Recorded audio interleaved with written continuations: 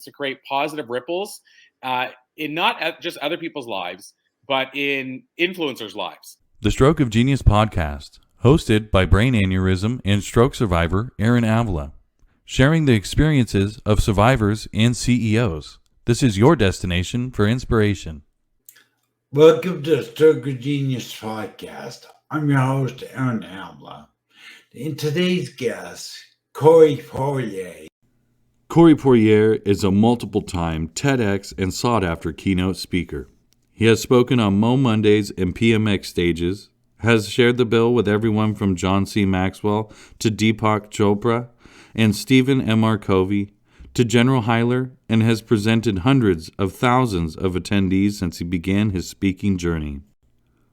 Host of top-rated Conversations with Passion radio show, For the Love of Speaking show, and the founder of the Speaking program, he has been featured in multiple television specials and has been featured on CBS, CTV, NBC, ABC, and is one of the few leaders to be featured twice in the popular Entrepreneur on Fire show.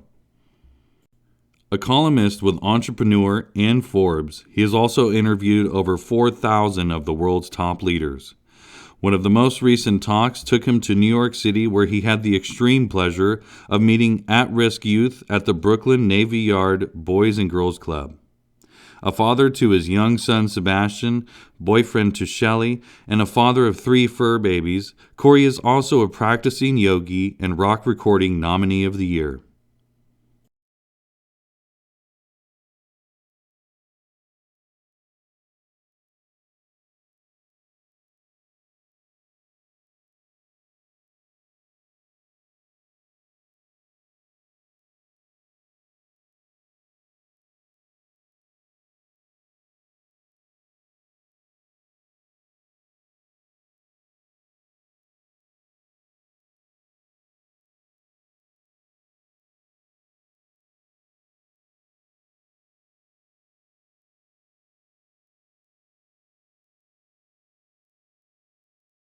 I am excited to talk to him because I have some questions for him that I hope you will benefit from.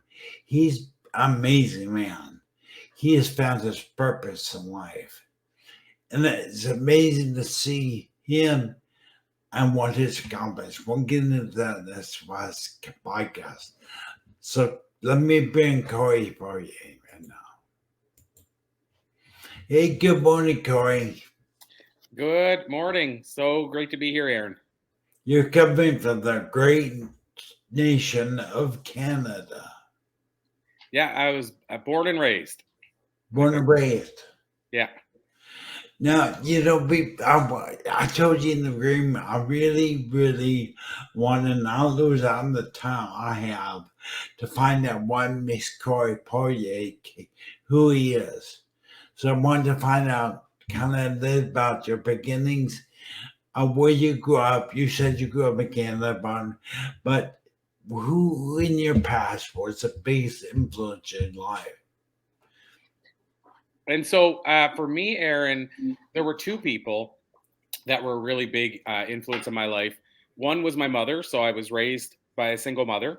My father lived nearby, but he wasn't really in the picture. And so my mother set the example for me in so many ways. I've done our Blue Talk that we did a couple years ago at Harvard. My whole talk was about what I learned about customer service from my mom. I think I've mentioned her in 2 TEDx talks. And so she definitely has played a big part in my life. I'm an only child. She's an only child. But then on top of that, my grandfather, who I guess it's kind of like a synchronicity that I'm on the show here. But my grandfather, who had, I think, maybe 3 strokes in his life, and he actually died of a heart attack. But he was such a big influence on my life as well. And that was my mother's father. So he became kind of my father. He taught me how to drive my first car, all that kind of stuff. He gave me my first job. And so it'd be between my mother and my grandfather were the 2 biggest influences in my life. But that, I didn't know about your grandfather being a 3-time stroke survivor. I'm going to ask you about that a little bit. I mean, it kind of cleared my heart. But how old were you when he had the strokes? So I know for sure the first one, he was around 55. So I would have been probably maybe around 15 or 16, like I would have been in my teens. And the second one, I think it was like maybe 5 years after that. And then the third one was about maybe another 5 years later. So like by the time he passed away in his 70s, and like I said, by then from 55 to 70 something, he had 3 strokes and a heart attack. And he lost, of course, he had blockages and he lost his balance a little bit on one side of his body. It didn't ever affect his speech in his case, but it affected a lot of other stuff. He was a carpenter. So, of course, he would climb up on buildings and all that stuff. And after the first stroke, he still kept doing it, but everybody tried to talk him out of it. And after the second one, he had to stop. So he had to retire early. And that was both, I think, a big challenge to him because he'd always been used to working and driving and all the stuff that he lost the ability to do. So that was hard. And then, of course, financially, he wasn't bringing in as much money because he couldn't work anymore. So they definitely played a big toll on his life. Well, I know from my point of view, I mean, stroke just strips out your manhood. Honestly, you lose your reason for being who you are and doing what you do. You lose the ability. We'll cut that out. Got to fall in deficit. But it's amazing to me. The who you are today. At what point growing up did you realize you had a gift? Because I'm seeing what your life was like. I'm reading about you, and it's you have a gift for what you do. It's not normal. It's not an average person that does what you do. You've been on every major network I know of. You've been on TEDx. You do everything globally. You're amazing. But at what point did you realize you became who you are today? Well, and first of all, thanks so much, Aaron. That's so humbling and nice of you to say. And as far as it's funny, when I was a kid, I'm one of those people that I certainly didn't think. What's the best way to say it? I mean, I think I was okay on the self-esteem side. Like I didn't struggle with self-esteem, I don't think, but I certainly didn't see myself as somebody that had, this greatness that was going to happen or anything big that was going to happen in my life. I often tell people that I didn't have most likely to succeed or likely to succeed in my yearbook. Yeah. I didn't graduate. I barely graduated high school. A lot of people know this now, but I got a 49+1 in a class where I needed a 50. So the teacher gave me my graduation really. I didn't read my first book until age 27. Didn't know the difference between fiction and nonfiction when I graduated high school. So I do want to definitely highlight the fact that I don't think whatever I was able to achieve since then, I don't think much of it was showing itself until I was maybe, and I'm going to give you a full answer. I don't think until maybe I was 19. And when I was 19, the first kind of step into understanding the power of impact and understanding the power of us being able to impact somebody else started happening when I launched a newspaper. So I had went through an entrepreneurial course, and me and my business partner at the time, we became business partners. We decided to launch almost like a newspaper version of Entrepreneur magazine in a small regional area. And we launched that newspaper. And what we were doing is going out and interviewing entrepreneurs and learning their secrets and sharing them in the newspaper with others. And that was, like I say, that was around age 19. And that was, I still look back and say that was when it all started for me. Like I had the opportunity to speak in public a few times then. I was terrible, by the way. Like I was covered in sweat and I almost passed out. But at least I got the opportunity. And then our first check that we ever wrote was to a Chamber of Commerce. So the local news station brought me on the radio to talk about that. And so I was getting a little bit of media. I had this newspaper where I was meeting local entrepreneurs. And that's kind of where it started. And I did that for about a year. And financially, it just wasn't it wasn't cutting it really. And so what happened was me and 4 other friends agreed to move across the country to Western Canada. And our thoughts were that we were going to work on the oil field rigs, the oil rigs in the oil fields, and never work again. We're going to work like 8 months and then retire. And it doesn't work like that, by the way. But what happened was I got burned by hydrochloric acid when I was in one of the pump trucks. And so I told the guy I was working for, the push, hey, I got to go get checked out. And he goes, well, I guess you're quitting then. He said, because we can't have workers' compensation people, down our throats. So he basically said, if you're leaving, you got to quit type thing. So I left. One of my friends took over the job there because it was a freak accident. It's not like it happens to everybody. But I went in. Thankfully, the doctor that I went to gave me eye drops that helped clear up. My eyes were all bloodshot red. My face was all burning, like skin was peeling off. Another doctor gave me a cream and healed it right up. Everything was fine pretty quickly. And I realized the oil rigs weren't for me. And I moved into the city and took a job with Toshiba, the Fortune 500 company. And that's kind of where my career really started. So between that newspaper and Toshiba is where it all sort of started for me. Yeah, I can see that where you got a taste of that. Here you are interviewing entrepreneurs, and how you win it all, Rich. I know that because I actually contemplated doing that as a younger man, and going to always working for 6 months or a year and then retiring. Like you said, it doesn't work that way. I didn't actually do it. You did it, but you were exposed to entrepreneurial business world, public speaker, and you make a transition. You've seen that. Did little spark go off, and did you find something curious about it? Did you find it interesting?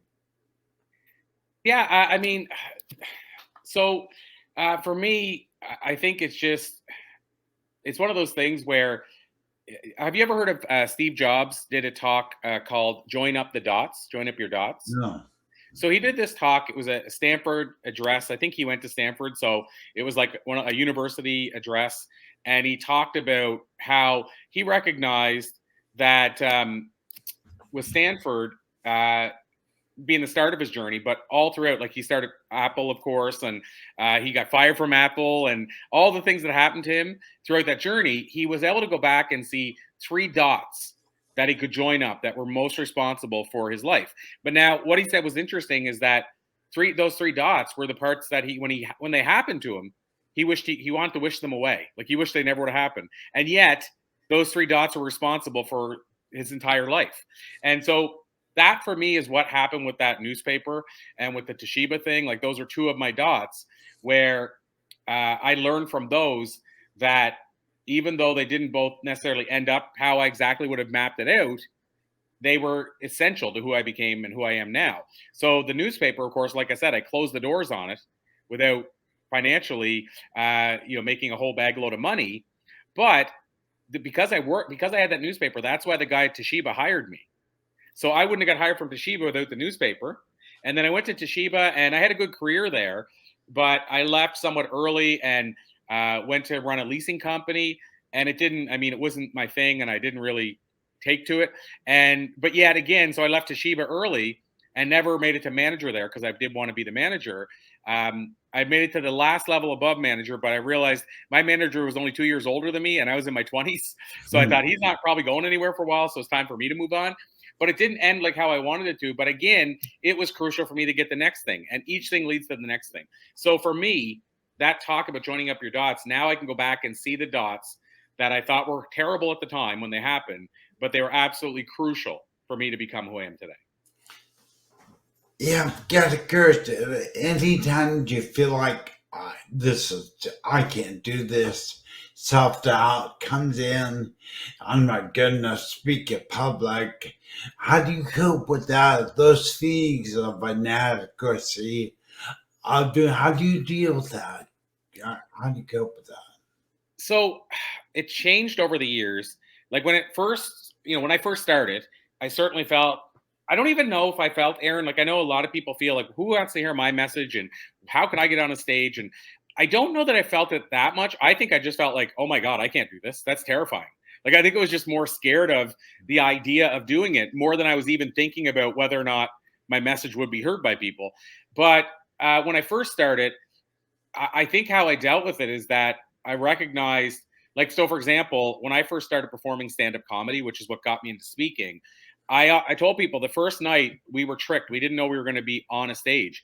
And so people always ask me, what made you go on the stage that night if you were terrified of speaking?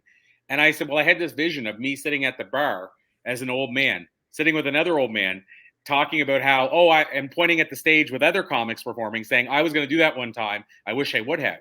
And that fear of having that regret is what pushed me onto the stage. And so that's what started it. And then once I went and realized I survived and I didn't die on that stage, then I wanted to go back in the next week. And so I kept going back. And so that's how it gets started. So at first, it was more about overcoming this fear and also getting this moment of escape in front of an audience where you don't know what's going to happen. It was almost like the thrill of it, if you will. But I was still terrified doing it. What happened after that, though, is when I started speaking, what really, and I still do this to this day, what really helped me with speaking in terms of battling that fear and that feeling of inadequacy and that self-doubt and everything is before I get on stage, I always remind myself of something somebody said about how I impacted their life. So in other words, if I did a talk and somebody reached out, one time somebody reached out to me because I spoke at her school. I didn't even know I spoke there. It was like 5 years earlier. I mean, I knew I spoke at that school, but I didn't know who she was. And she was just in the room, 150 people, let's say, in the room. She was one of them. And she sent me a message on LinkedIn one day and she said, I know you don't know me, but I just want to let you know your talk that day gave me the kick in my butt to go back to school. And now I'm the manager of 3 car rental places. And so a situation like that, Aaron, I'll think about that before I go on stage. And then it makes me remember that I'm not doing this for me. So I don't have to get focused on me. I'm doing it for that audience. And I'm doing it for that person that I might never meet, that I might impact their life in some way. And so now how I deal with it is I just internalize one testimonial. It doesn't always necessarily mean it's going to be the same one. But it's just I think about it beforehand, think about one testimonial that somebody gave me or a message they sent privately about how in some way I had an impact in their life and say, that's why I'm doing this today. And that gets me out of my head and that gets me out of the fear. And that reminds me I have a message worth sharing because I at least impacted one person's life in my life. So that's what I do. That's my little exercise. Yeah, that's pretty much, I know it sounds silly, but what I do, I'm willing to go on stage someday, but my speech deficit may have a little issue with that. But it will say to realize, talk to the one person, help the one person. There may be thousands of people listen to you, but if you help that one person, you've accomplished a life-changing effect on a person's life. So I can understand and relate to that. Definitely. I'm curious now, what is your most memorable place you have spoke? The most memorable place? Yeah. Honestly, I mean, the easy answer would be Harvard, of course, because it's such an iconic place, and even it's not even just like everybody says, "Oh my gosh, Harvard is the place." It's also just that feel of the place when you go there. I mean, it's the architecture is so beautiful. Even inside the venue where you're speaking, the architecture is beautiful. It's got so much history. You feel the energy because it's been there and epic for so long. So that's the easy answer. And I want to give you one more than that because again, that's so easy just to say that one. And that if it wasn't the easy answer, it would be my answer still. But as far as outside of Harvard, I would say probably I did this talk. It was actually one of my TEDx talks, but I did this TEDx talk in a place, a university in New Brunswick. And it was like this tiny baby amphitheater. I don't know how many people it could hold, but I'm going to say like 180 people it might have been able to hold. And it was just this tiny amphitheater with this really cool seating around the edge. And it was just so intimate and had such a great feel. And the way you were staring at the audience, similar to an auditorium, but everybody was almost on top of you because it was so small. And it just had this really cozy, intimate vibe. Like we're all here on the same team. And that would be the second one. So if I took Harvard off the table, that would be probably the second most memorable for me. Yeah, that's pretty amazing because I can't imagine the energy. You mentioned energy just a minute ago. I can't imagine the energy in play venues like that, the energy you feel. Because I'm a very energy oriented man. So I can't imagine to feel that type of energy of people. It's got to be amazing. But I am curious how you tell everybody out there they may not know what is your main purpose and what is it you try to do with your platform. What is your purpose? I would say so. I have a mission statement. Now, these days, I don't even carry it around with me because I know it so well. But I'm thinking about putting it back in the wallet because I think the energy of it is good to carry it. But I have a mission statement. I call it my purpose statement. But I'll usually say my personal mission statement because people are so used to the term mission statement.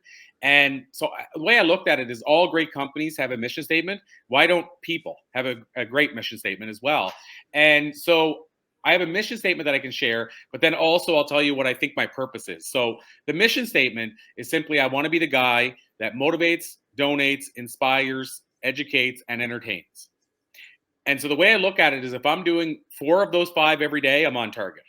But also it's really good because if somebody asks me to do something, I can really quickly look and say, is it going to serve those? And if it's not, then it's an easy no. I've turned down TV shows like having my own because it wasn't going to serve any of those 5. Whereas years before, when I didn't have that mission statement, I would have jumped all over having that TV show. And so it becomes almost my way to measure what really is something I should take on and not take on. So that's the mission statement.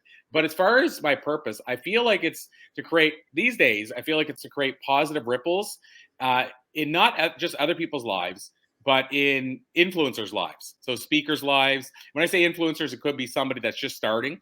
But if you're a speaker, if you're an author, if you're a writer, and we said it earlier, even if you only influence one other person, you're an influencer. So I want to create positive ripple and also meaning in the lives of people that are also creating meaning in other people's lives and impact in other people's lives. And here's how the metaphor I kind of describe it with now. As I said years ago, I used to be the guy in the surfboard that's surfing by myself. And when I'm speaking, let's say, and saying, hey, everybody, look at me, I'm surfing. And today, instead of that, I want to be the guy behind the surfers creating the waves.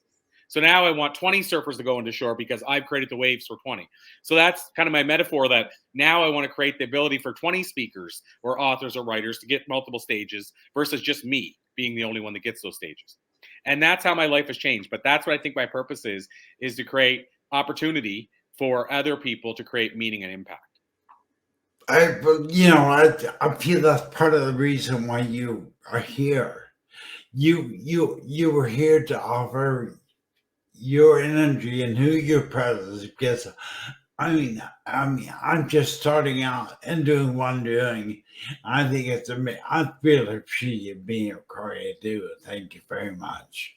Oh, you have an amazing energy, and you're definitely, whether you realize it yet or not, Aaron, you're definitely inspiring a lot of people. So you might be just starting out, but you're impacting lives and inspiring people. I've been on a couple of calls where you've been on inside the networking group that we're part of, and I can even see how you're inspiring people even in those calls. So I don't want you to discount that. You're doing a big thing already, and it's going to continue to grow. Yeah, I appreciate that, bro. I really do. You know what when you're just starting out, you just don't have the confidence of an older, more seasoned person doing this. But curious, Corey, when you mention your purpose and influencing and so forth, but I'm curious what you have to do when you're influencing that person. When you're in the sea of an auditorium, like I can visualize you being in a huge, thousands of people, being a keynote speaker, all eyes are on you. How do you overcome? There has to be some sort of fear. I would imagine you feel some level, although minor now, but of anxiety when you're about to give a keynote presentation. How do you overcome the fear, the fear? So there's a couple of answers to that. One of those, I'll just say one is that what I mentioned earlier about thinking about a testimonial or something from somebody that mentioned why I'm doing this. So that helps me a lot because it gets me out of my head of thinking it's about me when really it's about everybody else. Another thing you mentioned earlier, which is one thing I do, is I try to visualize I'm speaking to one person. and that the whole audience is one person, and it's the person. I discovered this. Brene Brown, when she did her TEDx talk, she said this is what she did, which is that she tried to picture she was speaking to, let's say, her sister or somebody that needed to hear the message the most, and she looked at the whole audience like they were that person. And so I try to do that as well, and that helps me because then I'm not focused on thousands and it's only one. But I'll say something that's pretty surprising to a lot of people. The other side is, which I don't know if it's just me. I mean, I know it's some speakers. I don't know if it's every speaker. But for me, the bigger audience is actually easier. So in other words, if I have an audience of 20 people and it's very intimate, then it's a lot more, I don't know how to explain it best, but it's a lot more almost tricky. Like if you have a mess up, it's more noticeable with 20 people there. It's also with 20 people, if somebody doesn't agree with what you're sharing, there's more apt they're going to speak up and say it. Like, but when you're a larger audience, it's more of a C. So it's easier to say this is just one person. And it gets easier in some ways for me. I'm not saying that's for everybody, but it gets easier in some ways the bigger the audience. Like I did a talk in British Columbia a couple of years ago. I think there was 4,500 people for our HR conference, and I was not only just speaking, I was the MC. So I was there for like 3 days with people. And to be honest, like I said, it was easier than the event I did the week before, where I had, I think it was about 55 people. So maybe I'm a different breed, or maybe that's a thing that's common once you get into a certain number of people.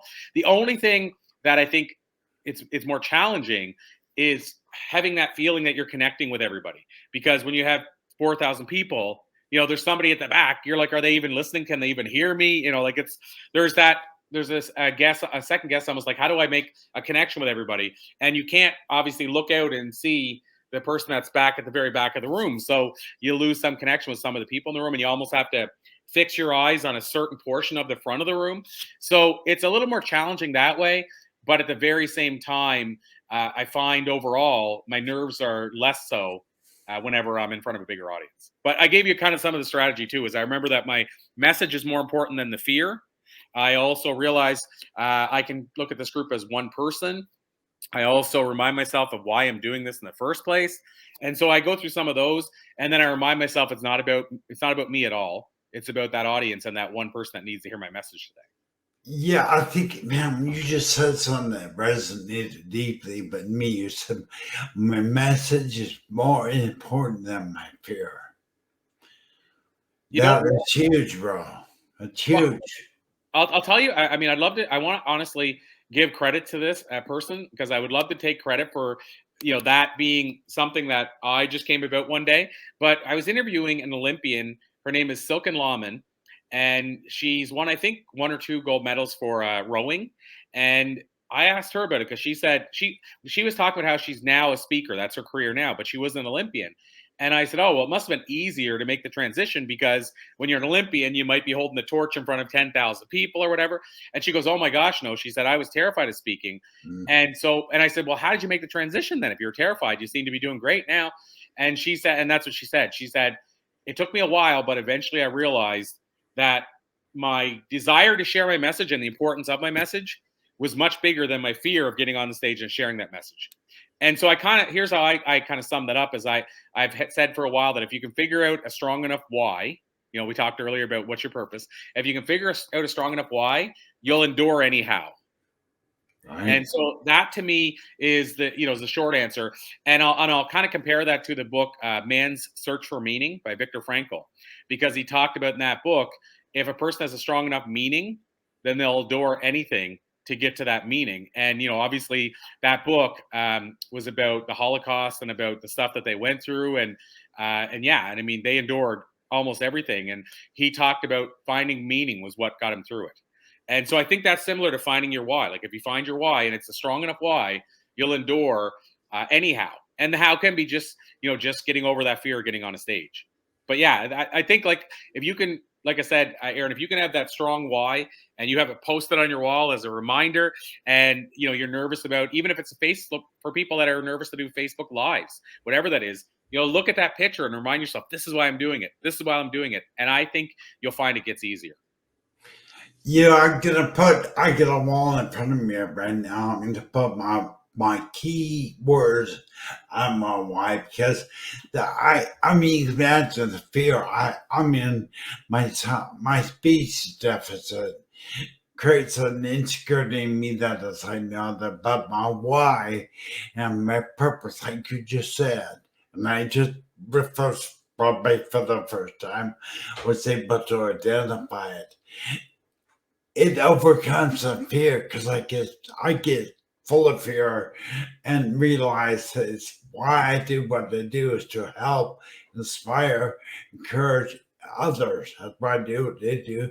But you had mentioned something that really is important to me as a person too. But you were talking about elevating others above yourself. And instead of just being the talking head and talking out people, you want to make people better people. You want to give them skills to be better. That is your objective. So that drives you, right? That really drives who you are as you're making people better. Yeah, there's people. I used to say the term. One of my talks was called "The Timeless Secrets of Influential Leaders." And for a while, I had called it enlightened superachievers. And people would ask me what that meant. And I explained to them that the reason I use the term superachievers is I found that people, when they think about high achievers, some people have that vision of somebody that stepped all over other people to get to the top or, just got there their own way. And so I wanted to transform the thinking around it. So I went to superachievers. But then I told people I added the enlightened in because, and this is the difference to me, you can be a super achiever who does care about other people but doesn't help them.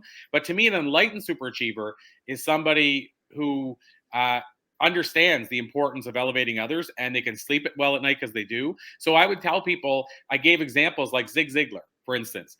Zig used to have a saying that said, "See you at the top."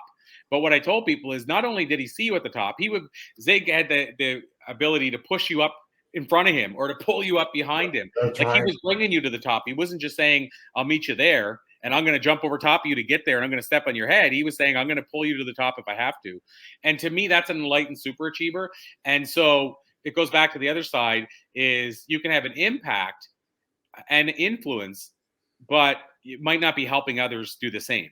Or you can also decide that I want to impact others' lives. I want to give them meaning. I want them to know what this is like. I want to be a part of a ripple that can go a lot bigger.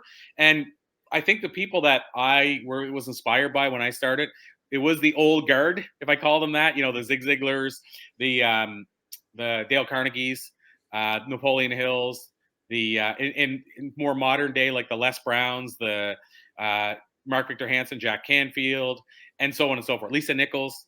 And Lisa's even more modern, but I mean, like, it was those thought leaders, and I felt that most of the reason they were able to impact so many lives is because they created other influencers, they created other impactors, and they actually cared about those people being able to have impact. So that's kind of what I subscribe to. Is it's what's that quote? Zig Ziglar has this great quote. You can have anything in life you want if you'll just help enough other people get everything they want.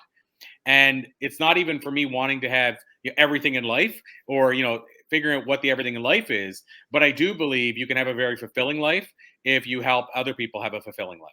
And that's kind of what I subscribe to. Isn't that true, bro? I mean, we're all trying to attain happiness and fulfillment. It's not money. It's not the millions dollar. Because you mentioned, I listened for years because I just went stroke of my brain aneurysm and near-death experience I had. I've been listening to these thought leaders you mentioned, Les Brown, Zig Ziglar, and Rip the Bob Proctor, who just we lost recently, and their philosophy was different. It wasn't look at me. I'm at the top of the ladder. Let me help you get to the top of the ladder. And all the great influencers I seem to studying in the world today are others oriented. They are helping other people get ahead of them in the ladder and using their influence. So that's huge. That's huge. Yeah, I'll just add. I'm actually working on. In fact, I have it here so I can even show it. But I'm working on a book series now. When I say I'm working on, I'm a co-author in the book series. but it's called The 13 Steps to Riches. And each one it's the 13 laws Napoleon Hill teaches in Think and Grow Rich. So each book is based on a different one. So this one, for example, was on desire. And so every chapter in here is the author's perspective on desire and on what Napoleon Hill meant by that chapter. So it's really cool because it's going to be 13 books. I think there's 5 out now. And I'm working on that. And one of the areas in Think and Grow Rich, which was one of the game-changing books in my life, one of the areas that gets overlooked a lot, and I believe like the section on masterminding is huge. Like if you can understand how to mastermind, like work with more than one person towards a common goal, those things are game-changing. But I will say, Aaron, the one thing I think that gets glossed over too much, and I won't even, I'm just paraphrasing, but he talks about if you can figure out how to over deliver, and basically he uses better wording than this, but over deliver without expectation. So what he says is give more service, something to the effect of give more service than you could ever expect to receive in return in monetary value. If you do that, you will always have a welcome place at the table, and you will always, I think, feel fulfilled. So to me, what that means is if you are always trying to outgive yourself, if you're always trying to say, okay, Aaron needs to know so-and-so, so I'm going to make that connection, even though it may never come back to me. Or let's say, for example, Mark Victor Hansen. Mark was on our show. So for those that don't know, Mark is the co-creator of Chicken Soup for the Soul. So Mark was on our show one day, and I think it was on the air or it was off the air, one of the two, but I think it was on the air. He said, hey, if you know of any other podcasters that you want to link me up with that you think I'd be a good fit for, let me know, Corey. Well, from that point till about 2 weeks later, we lined him up with about 25 shows. And in some of those shows were Amazon shows. One show was a syndicated show with 3 million listeners. So they weren't small shows. But I didn't go to Mark and say, hey, can you do this for me now that I did that for you? I didn't ask for a thing. To be honest, I still haven't to this date. And we've interviewed Mark a couple more times, and we have been involved in a couple of projects, but I never once said, will you do this for me? And I don't even go into it like that. And if it's meant to come back, it will. Or let's be honest too, Aaron. I mean, I could write a book 3 months from now or a year from now or 2 years from now where I could say, I'd love to have Mark write the foreword. And I'm not going to speak for him, but maybe if I go out after, doing some stuff like that, maybe he'll say, oh, I'd be more than happy to. My point is that I didn't ask for anything in return. And if I wanted something, maybe I could ask at some point, but I may never ask. And I think if you go out into everything like that, like how can I make the world a better place? Because if I get Mark on 25 podcasts, he's going to share his powerful message with maybe 5 or 10 million other people. And that's going to impact the world in a positive way. I don't even have to be a part of that. I just simply made the connection. I think if you look at things like that in business, it'll always probably come back around for you. But here's the hard part. Is a lot of people struggle with that because they're right away immediately going, well, that's going to take a lot of my time. And what am I going to get in return for it? And I think I would argue that probably 70% of entrepreneurs think that way. And I feel like if we could flip that around, we'd see a lot more people having it a lot easier. So when somebody says to me, oh, how did you get to meet so-and-so? Or, how did you get to interview so-and-so? A lot of times I was sharing their stuff and talking about them and sharing their message well before I ever asked for an interview. And then I would bring them on the interview, and then I would share the interview and everything. And I didn't even ever say, can you share the interview for us? I just did it myself and tried to put the message out. And so I think that is a part that's glossed over in Think and Grow Rich that could change so many lives, as if you can really figure out how can I, and I'm going to have to grab the book here soon and highlight that thing, because I've mentioned this a couple of times recently, and I can't remember the exact wording, but the gist of it is always figure out how you can deliver more in service than you ever can expect to receive in value. Yeah, that really is true. And that is what made you and other thought leaders different. You're asking those questions. How can I offer service to the other person that will make them better? And ask for nothing in return. And there in turn, you will actually, but I'm going to say a biblical term. It's better to give than receive.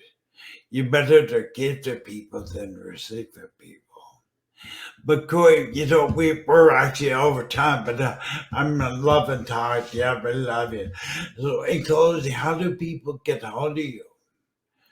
What social media? How do they contact you? So I think the best place, I'll give two options, but one, I'd like to give a gift out to people. I always try to, again, we're talking about giving, so I'd like to give to people. But we put together a site recently.